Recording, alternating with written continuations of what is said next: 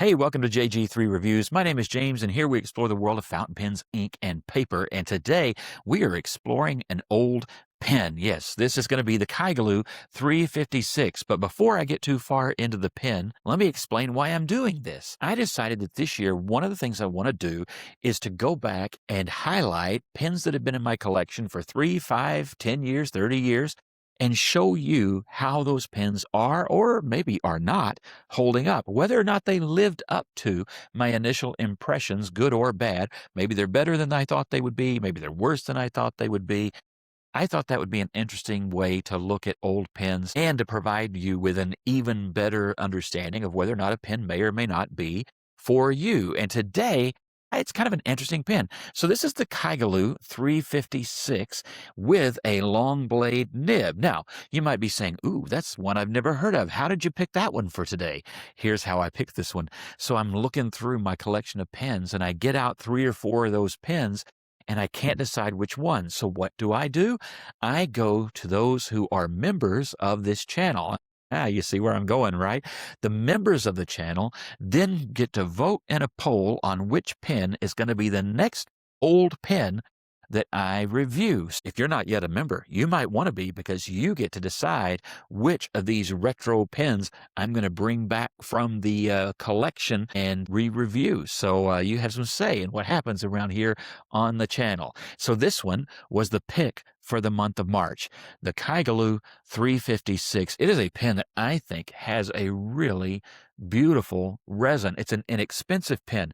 I think I paid maybe $15, $16 at the time. I think they're about $19 right now, maybe a little over $20 on Amazon, but still a very affordable fountain pen. Now, this is not the swankiest thing around, and we'll get into that, build quality and all that kind of stuff, but it is a really nice material. But that is not even the most interesting thing about this particular pen. So this one, mine, does not have a stock Kaigelu nib. That nib was fine. It was a medium, and it was fine. But I swapped it out for another Kaigelu nib. This is the long blade or long knife style grind. And that means you get an architect type grind where it's very thin on the downstroke and wide on the side stroke, giving you the ability to do, for example, Chinese characters, or to give Western handwriting more line variation. And it's just interesting. Has kind of a pencil-y feedback and all that good stuff. It's a really neat nib. But the question is, after years of use, is it still any good? Because it was cool when I got it, but is it cool in 2026? Well, how about we spin the camera, take a closer look at the pen, its details, and how it's held up, and that nib, and then you can decide whether or not this is a pen that you think is still worthy of your consideration in 2026. As you can see, it is just a very, very slick looking pen. Basic cigar shape, nothing unusual there. It's obviously going to resemble lots of other cigar-shaped, torpedo-shaped pens. So there's a little bit of Platinum 3776, a little bit of Sailor 1911, a little bit of a lot of things, right? There are only so many ways you can make that shape and it not start to look like certain things. The clip is a little bit reminiscent of some other pens as well. But the material is really, really nice. So it is a turned acrylic. Again, a pen about $20 on the day that I'm recording this, and that is a really good deal. You can see that it has nice depth in that material. I think for this price range, it's polished well. The fit and finish are just fine. Now, I wouldn't compare it to anything like a Platinum or a Pilot or a Sailor or anything like that. It is not those things. But if you compare this to, say, Jinhao, Hongdian, and pens like that, then you're going to start kind of getting into the neighborhood. Now, I would say that Hongdian is going to be kind of a little bit of a step up. For example, I have the Hongdian, what is this, an N6? I may get that wrong. I'll pop the name up here just in case I did. But this is also a turned acrylic pen, also has really nice depth to its material, and I would say that the fit and finish on this pen is superior. It has a little bit better heft. I think the material is just thicker, and in general, Dian has developed quite a good reputation for pens in this price range, and this one is pretty competitive, and you can get a long knife nib in this pen. In fact, this one has a special nib like that, and it's one that I would definitely consider alongside the Kaigelu, and depending on your preference for the looks of the pen and things like that, maybe you would even rather have that Dian. But that's not a cut against this Kaigelu because it actually is a really good pen for the money. And when you consider that the pen plus two, because they come in packs of two, the pen plus the nib still comes in at less than $30 total. I mean, that's really a fantastic deal. And it's a great way to introduce yourself to some different types of specialized nibs. So let me show you that nib. Now, this is, again, not a full-on review. I've done that in the past, and you can go and check that out. The link's in the description below.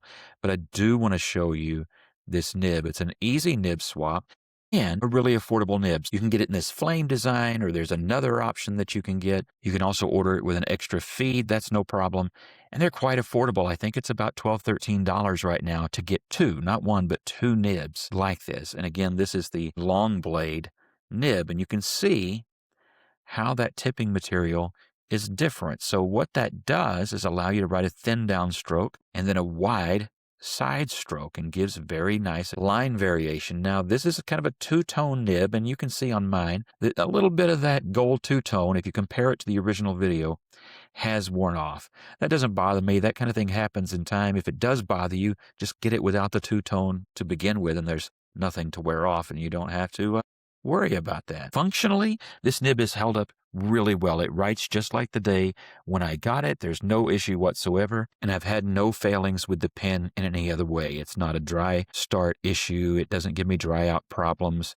There's no cracking in the resin. I checked this over before the review so that I could tell you if there was. I have found no cracks unless we find something while we're looking at it. Everything has been just fine. It does come with a converter. I've got this one filled with Birmingham Pen Company's Electron, and everything has just worked fine. The threads are still just fine. The pen functions exactly as it should. And I will tell you, this is one of those pens that every now and then I just want to get it out, fill it up, and use it. One, it's kind of a distractingly good acrylic. I really like the look of it. And the nib. The nib really is special, as we'll see in a writing sample here in just a second. Now, one of the things that I was asked in the lead up to this video is, what other pens will this nib fit in? Now, this is pretty much a fairly standard number 6 nib size. So that means that it will fit, for example, a Jinhao 100, X450, X750, all of that kind of stuff. If a Jinhao number 6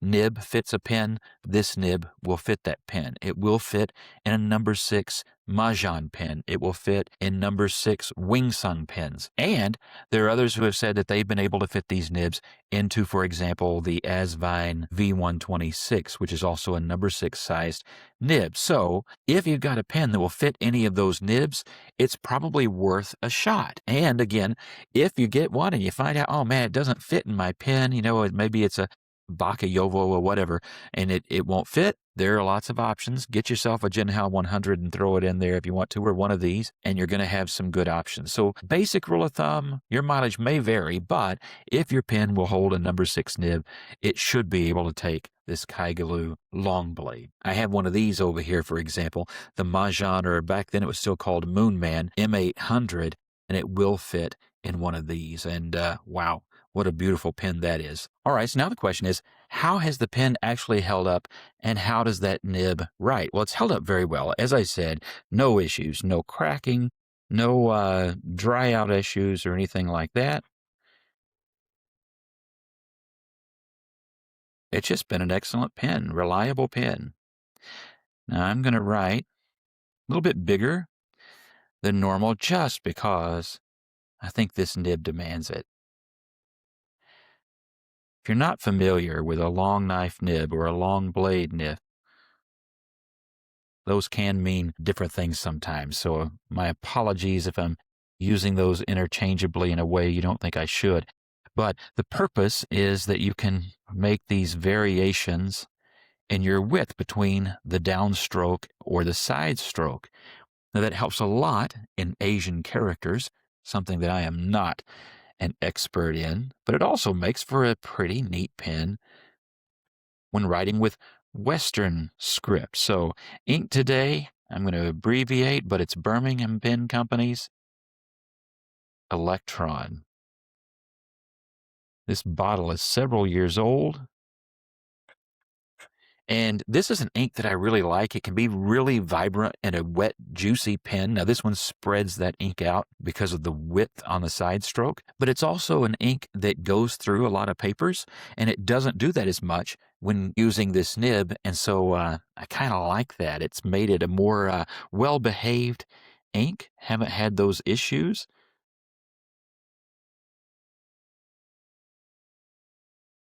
Try for wetness here. There, you can kind of see the vibrance of that color a little bit better. But as you can see, it gives your writing some really nice variation.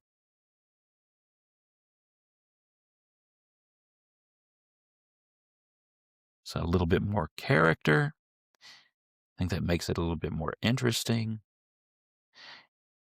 I'm not even trying here. You may be thinking I should be. That's okay. I'm just showing you how it writes as I would normally write, okay? And do a few test words here.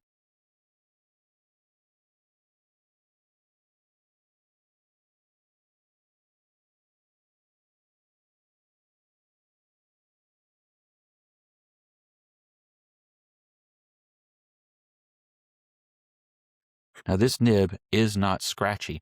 It does have some pencil-like feedback, and I was looking back at my old review, and that's what I said then too. Well, that hasn't changed. It's still exactly the same.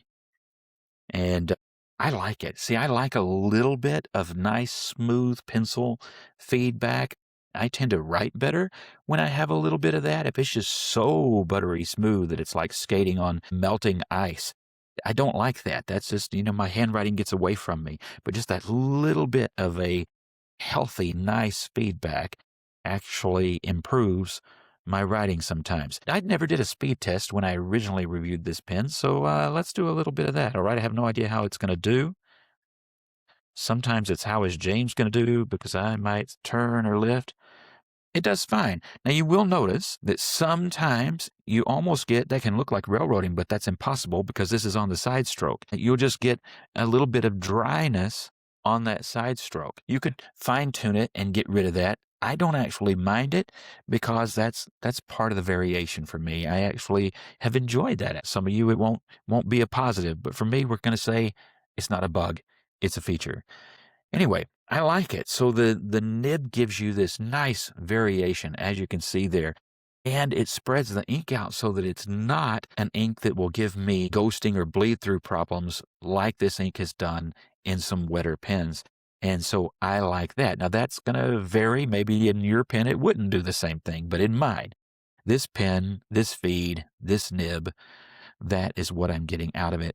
And I love it. If you look at this, at the London, and especially the London and the New York and some of those letters, I love the character that this nib brings to my handwriting, and that makes it a very, very cool pen. So 4 years, it's been 4 years since I bought this pen. It's got 4 years of use on it. I have no issues with it whatsoever, so that's been good. I have bought a couple of additional long knife nibs from Kaigelu so that I can put them into another pen. So since y'all asked, at some point in the not too distant future, I'm probably going to get out a pen that has a nib that is just kind of lackluster, and I'm going to throw one of these in it, and I'll show you how I do that, and we'll see how that goes in a non-Kaigelu pen. And I think that may be helpful for some of you because that may be what you also have in mind. All right.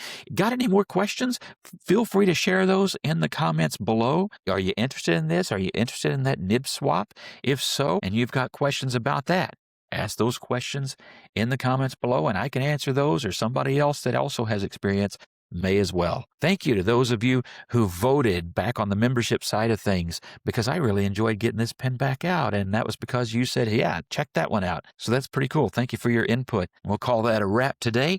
God bless you, and I hope that you have a wonderful, wonderful week.